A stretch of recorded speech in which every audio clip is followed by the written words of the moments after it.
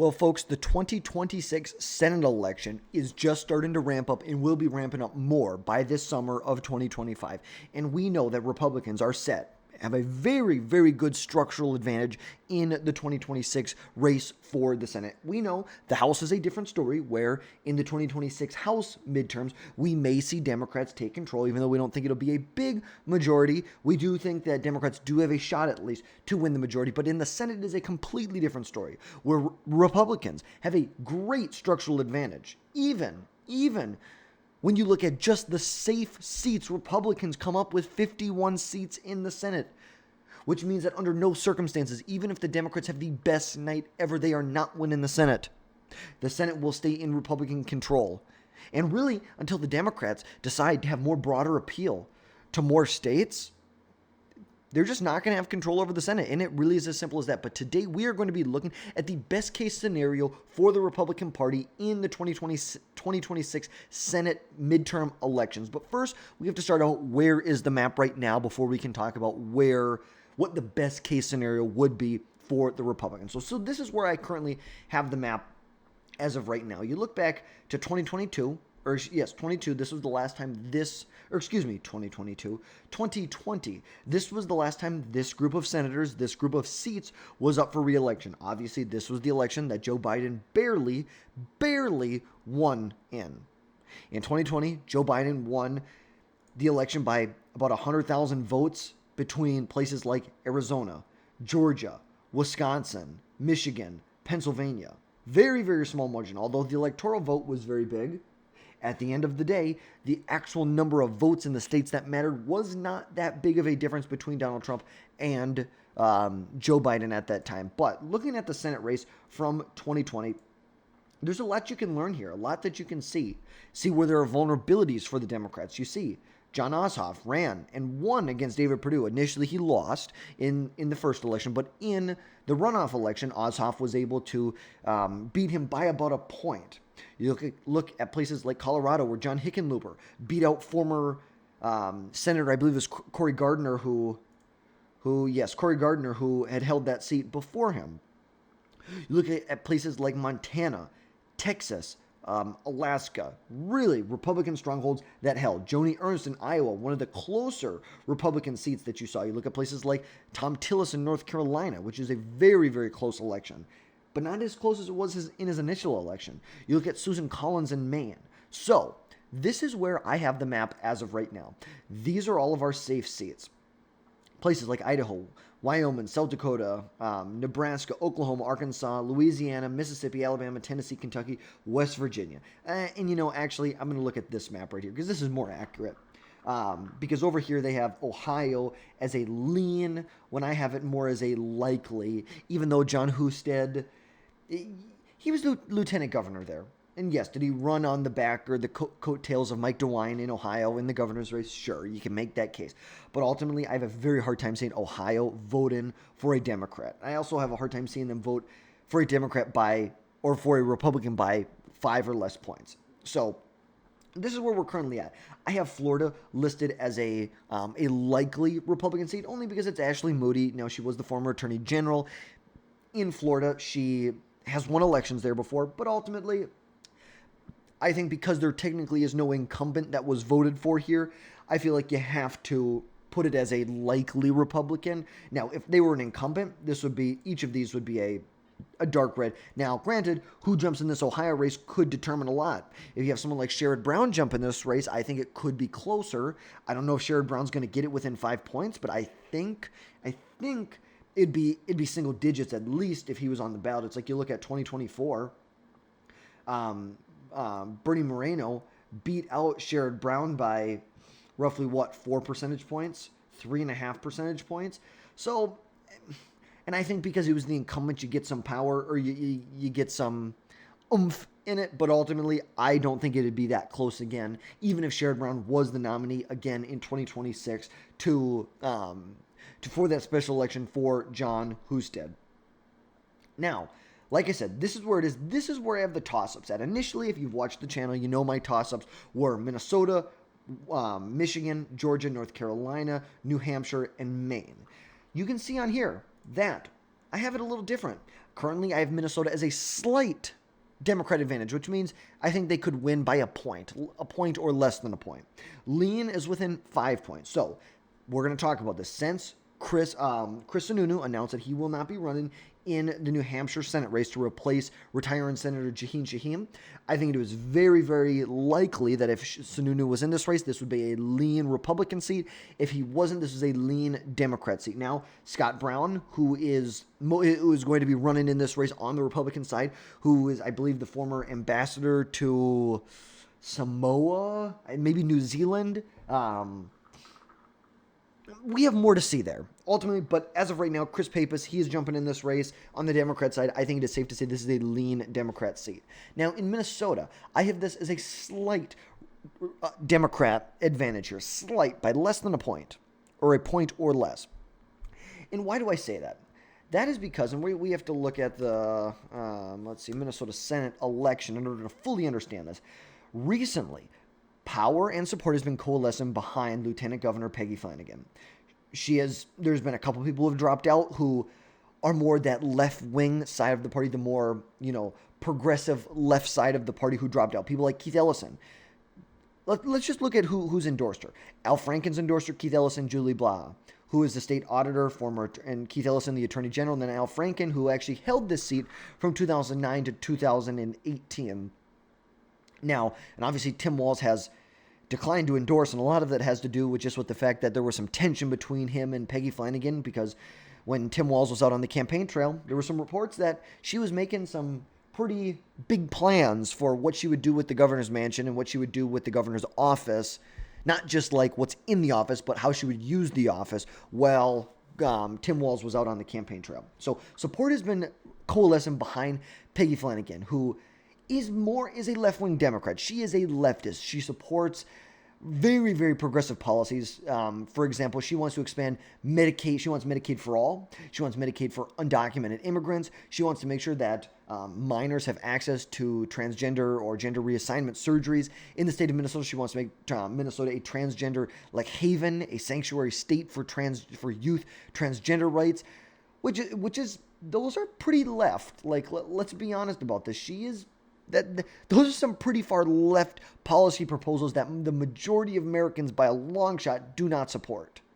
They don't support that at all. You have to remember, Peggy Flanagan. It was Peggy Flanagan and Tim Walz's leadership that allowed all of the riots to burn down hundreds of millions of dollars of infrastructure in Minnesota.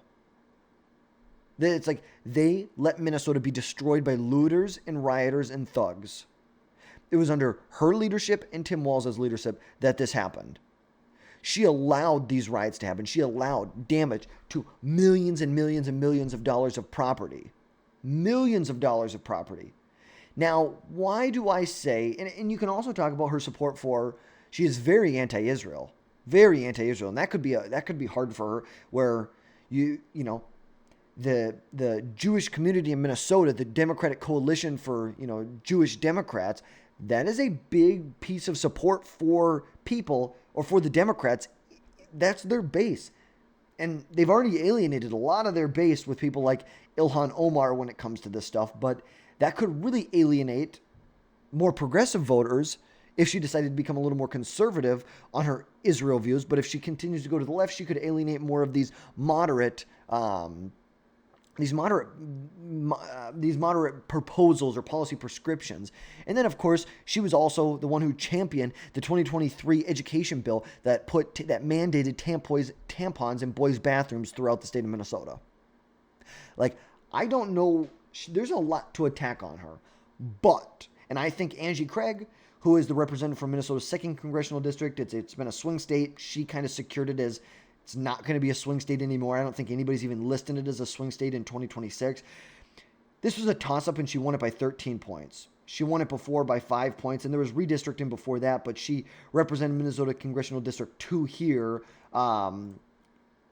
And then you go down, what was it before? She won it back in 2018 from Jason Lewis, who had initially won it before. But it's a different world we live in. Very different world. But Angie Craig is considered more of a moderate in the party. Now, granted, relatively speaking, is she very moderate? No. She is still a Democrat at the end of the day. But there's a big but there. Is that Peggy Flanagan is much, much more liberal and much more of a leftist, and the party is coalescing behind her in Minnesota.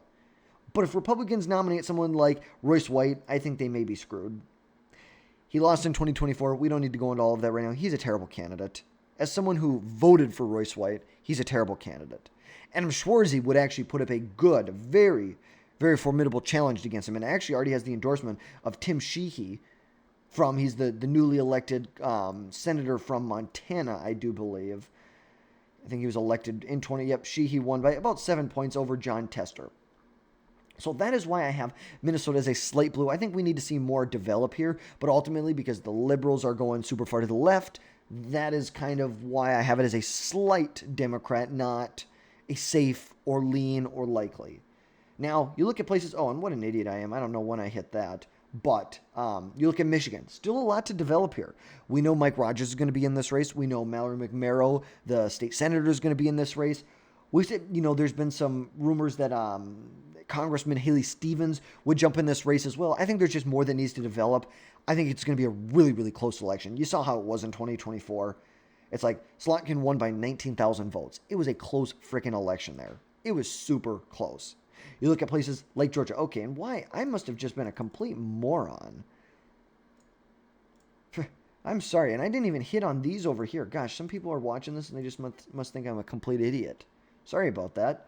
But ultimately, you look at Georgia, Jon Ossoff, most vulnerable Democrat in the Senate. It's going to be a tough re-election for him, especially if Brian Kemp jumps in.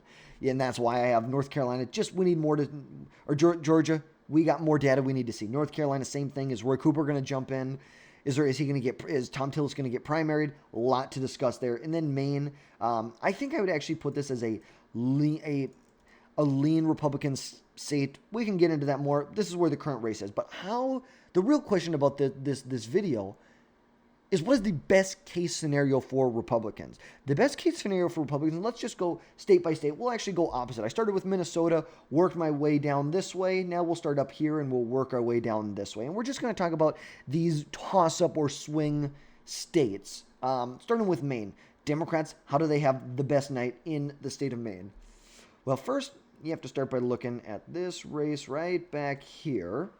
So, Susan Collins, she was elected back in 1997. She's a very, very popular Republican from the state of Maine. For a state that voted for Kamala Harris by, 9 percentage points, 7 percentage points. They voted for Biden by 9 percentage points. They voted for Clinton by 2 percentage points. For a, how would you say this? For a Republican, she's doing pretty darn well for herself in the state of Maine. Let's just put it that way. She knows how to win these elections. And because she's one of these more moderate Republicans who's going to vote with the party 80% of the time, and she's going to break with the party 20, 15% of the time. And because she breaks with the party on those key 15, 20% of the time, that's where she gets her more moderate, broader appeal support. Because the reality is, if you ran a MAGA candidate in Maine and they were the nominee, the Democrats would win. The Democrats would win. And it's not saying that I don't want that candidate, it's saying that realistically, I care more about electability in more of these swing states or even lean Democrat states. I care more about electability than policy purity, because policy purity directly correlates with electability. And she has been able to earn a lot of support, and she's been there for years. She was initially, like we said, elected back in 1997. She was sworn in, and she has won a lot of elections. A lot of elections. Look at this. Won by about 6 points right off the bat. And, we can actually go here and we can look at these Senate elections. Let's go to 96. Susan Collins won the state 5 points. Fast forward 2002. She won the state over Representative Pingree by 16 points, almost 17 points. Fast forward to 2008. Barack Obama wins the election. She expands her margin of victory. At the same time when Maine, the state of Maine, voted for Barack Obama by 17 points, the same election that they voted for Susan Collins by 22.7 points. Fast forward to 2014, great year for Republicans, great year nationwide. Look at this. You're flipping places like Alaska, initially was held by a Democrat. It was a close race, but initially held by a Democrat. Colorado, Cory Gardner won that race there. You look at Montana, Senator Daines won that election there. Mike Rounds from South Dakota was able to flip this. This was a Democrat, a big Democrat seat there, won by 25 points. Now you couldn't even imagine a Democrat winning in South Dakota like that. You look at places like Iowa, Joni Ernst won, Arkansas, Louisiana. You just saw across the country it sweep towards the Republican Party, and so did it in Maine. She went from winning by 20, 22, 27 points, 22 points, to winning by 37 points. 37 points. She obviously knows how to win. And then fast forward to 2020, she only won by 8 points. But this was a tough year for Republicans nationwide. And she still is winning by a lot more. Look at this. Harris won by 7. Okay, you're talking about, let's look at Biden. Biden won by 9. Literally an 18-point swing you're seeing in the same election. So I think she has the electability, the history, that she knows how to win in the state. She knows how to appeal to the voters there. And I think the voters like her. They like what she does. They like what she stands up for. She promotes a lot of the popular policies of the Republican Party, and she abandons the Republicans on some issues that are maybe more popular, but there are some that just aren't as popular in left-leaning places that she doesn't support. And that's what you have to do. It's you have to worry about your electability at the end of the day. That is why I think she will win re-election here. And obviously, you saw Jared Golden is already looking at running in this race here. Potentially Janet Mills, Representative Pingree, who she ran against in 2002, and then Troy Jackson, the former president of the Maine Senate. I just think she has it locked down. I don't think there is a candidate that can come in and win this race from Susan Collins unless she retires. I just genuinely do not see it happening. Crazy things can happen. But I think her focus on electability, it's always been on electability, not necessarily policy purity with the Republican Party. It has been about electability. I don't think she's broken from that course. I don't think she's going to lose re-election. Look at the state of New Hampshire. New Hampshire, obviously. Chris Sununu is not in there. Chris Pappas is in this race. And that's why we have it as a lean Democrat. What would need to happen? They need Chris Sununu in this race. I just don't know enough about Scott Brown. I think even on a good night, this is a Democrat by like a point. I just don't think the Republicans are going to be able to pick it up unless Sununu is in this race or some other candidate comes out of the woodwork that is in that more establishment, country club, Northeast Republican segment of the world. So this would be the best case scenario for Republicans. You look at North Carolina, best case scenario is Roy Cooper doesn't jump in this race. That is the best. Roy Cooper doesn't jump in this race, and I think this will be a lean Republican seat. So, 1 to 5 percentage points, Tillis will win it by. If Cooper's in the race, it's a different story. Cooper's not in this race, I think that Tom Tillis can squeak by and could win re-election, even though he's unpopular. Even though he's unpopular with the base is going to come home because they're not going to let a Democrat win at the end of the day. Now, look at Georgia. What needs to happen? Brian Kemp needs to be in this race. Brian Kemp's in this race. This is a lean Republican seat immediately. Immediately. He's one of the most popular governors in America. He may not be super popular with the Republican base nationwide, but he is one of the most popular governors in the country. He ran in 2018, won by what, a percentage point? Like 1.5 over the gap-toothed cow? Someone commented that on one of my posts one time, or a video, calling her the gap-toothed cow, and I have it written down on my desk. I just think it's the funniest thing ever. It's probably not mean to pick on her like that, but ultimately, but against Stacey Abrams, we'll be respectful, and we'll call her by her non-funny name, and he won by about 1.5 points here. This is a tough election. Don't get me. This is a very tough election. Stacey Abrams is a very well-known candidate in Georgia, has a lot of support among the black community, and Kemp was able to pull out. Fast forward to 2022, Brian Kemp on the conservative governance, he was able to. And Georgia has been a state that is shifting closer and closer to the center, which means it's shifting to the left, really. Because this is a right-leaning, even at the presidential level. Look at this. This is a 5-point, 7-point, 16-point, 11-point state. Now it's a swing state. It's a purpley state. It's a nuanced state. Brian Kemp's in this race. He ran in 2022 again. Look what he won by. 7.5 points. He went from winning by barely a point to 7.5 points through his conservative governance. His way of winning, he shows that he can win. Even at the same time, on that same ballot, we saw Raphael Warnock win re-election. Oh, excuse me. Raphael Warnock win re-election by 3 points. How is it? How is it that they voted for Raphael Warnock here, but they voted for Brian Kemp by 7 points here? Maybe it has something to do with candidate quality. Maybe Herschel Walker, maybe Trump's hand-picked Herschel Walker wasn't the best candidate to pick for that race. But so, all in all, if Brian Kemp's in this race, the Republican primary is going to clear. I think there's going to be a lot of money poured in from both sides, but ultimately, I think Brian Kemp will be able to squeeze this one out. It's going to be a tight race. He's not going to win by 7 points. He may win by like 1.5 points, 2 points, 2.5 points.